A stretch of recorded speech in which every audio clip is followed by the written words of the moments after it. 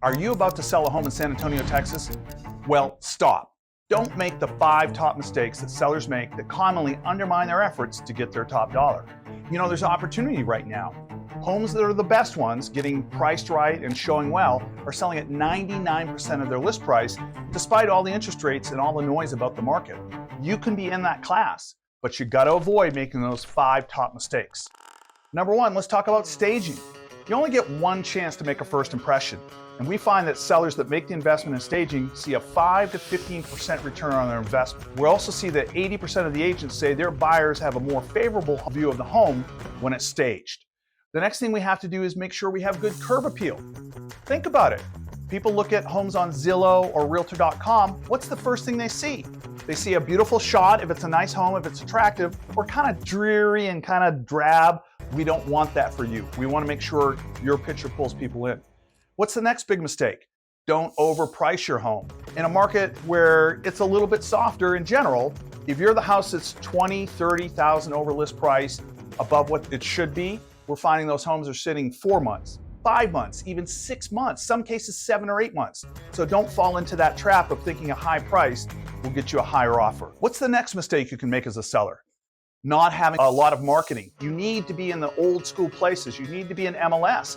But we need to be out there on digital and social media. Do you know that 90% of agents use social media as part of their portfolio to attract buyers and be able to show them homes? We need to make sure we have the maximum number of eyeballs on your listings. We're going to do the TikToks, we're going to do YouTube, we're going to do Instagram, and all of that. The last thing is we need to make sure you don't have the mistake of a lack of a strategy to deal with interest rates. It's the number one thing people have on the top of their mind right now is, what will my payment be? What is my interest rate? Well, the savvy sellers are looking at offering a 2-1 interest rate buy down. That could be a great solution. We're going to talk about that. So don't go into the interest rate game without a plan. So now that you know the top 5 mistakes, how do we have an effective game plan to make sure you're not falling into that category? Well, with staging, it can sound expensive, but a lot of times it's simple things you can do. We can walk through the home, we can repurpose items, we can space items out, we can create good feng shui. It may not be that big of an investment. However, if you have a home that's vacant, you might think about staging the main areas. Again, people are seeing returns on investment of 5 to 15%, and after all, it's how big a check you get at closing that really matters. In terms of the curb appeal, what's the best solution there? You'd be amazed. $5 bags of mulch can really make a property pop. Sometimes an exterior paint job can create tens of thousands of dollars of value because people get a different look and impression of the home. My experience is that when I drive up to a house with a buyer, they look from the curb and they decide, I really like this home or I don't, and then they spend the rest of the tour kind of validating what they believe from the curb.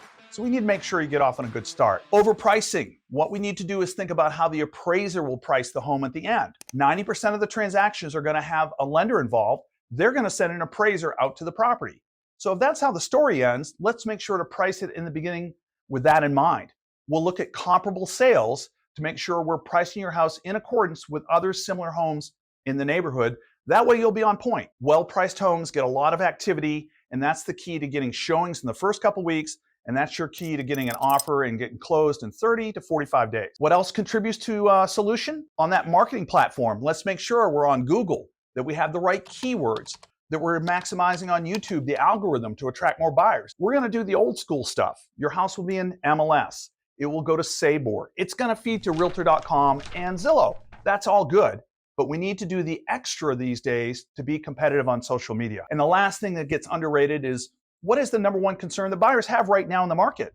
It's interest rates. So we better have a strategy to deal with that. And what we'll do in many cases with your approval is offer a 2-1 interest rate buy down.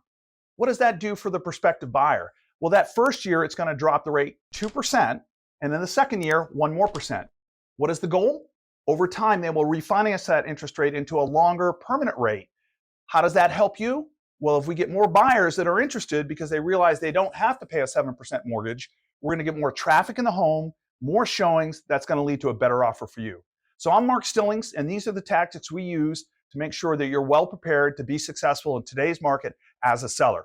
And if you go ahead and subscribe to the channel, we'll give you more information and helpful tips to help you be successful.